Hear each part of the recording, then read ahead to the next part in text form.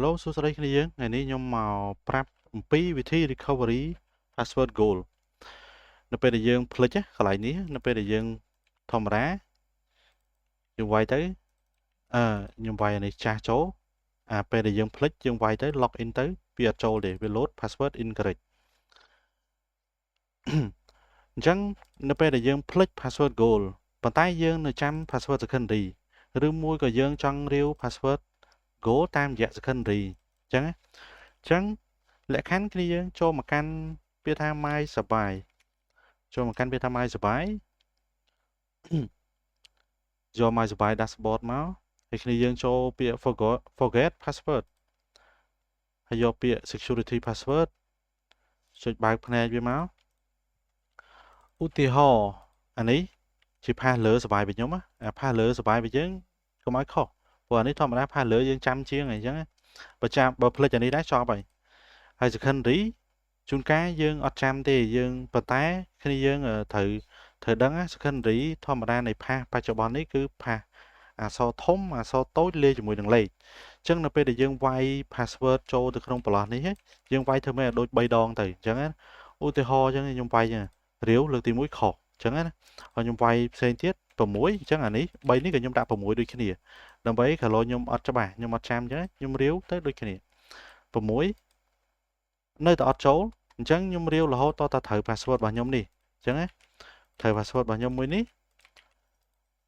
អានេះជា pass secondary អានេះជា password របស់ goal អញ្ចឹងនៅពេលដែលយើងចុច submit ទៅវា load សញ្ញាគ្រីសបានន័យថា password របស់យើងត្រូវហើយអញ្ចឹងយើងចូលមកកាន់ back វិញយើងចូល user របស់សបាយ password របស់ដែលយើង recovery មុនហ្នឹង log in ចូលទៅបានសម្រាប់ហើយអញ្ចឹងរបៀបនៃការ recovery នេះវា load data មករបៀបនៃការ recovery password សបាយគឺមានតែប៉ុណ្្នឹងទេគ្នាយើងខ្ញុំផ្ដោតសំខាន់បំផុតទៅលើគ្នាយើង secondary pass goal គ្នាយើងភ្លេចអីភ្លេចទៅព្រោះយើង recovery មកបានទេអញ្ចឹងខ្ញុំនិយាយអានេះខ្ញុំនិយាយរៀងងាយបន្តិចនៅពេលដែលយើង recovery នេះ recovery គឺ recovery pass goal ទេកន្លែងនេះជាប្រឡោះដាក់ secondary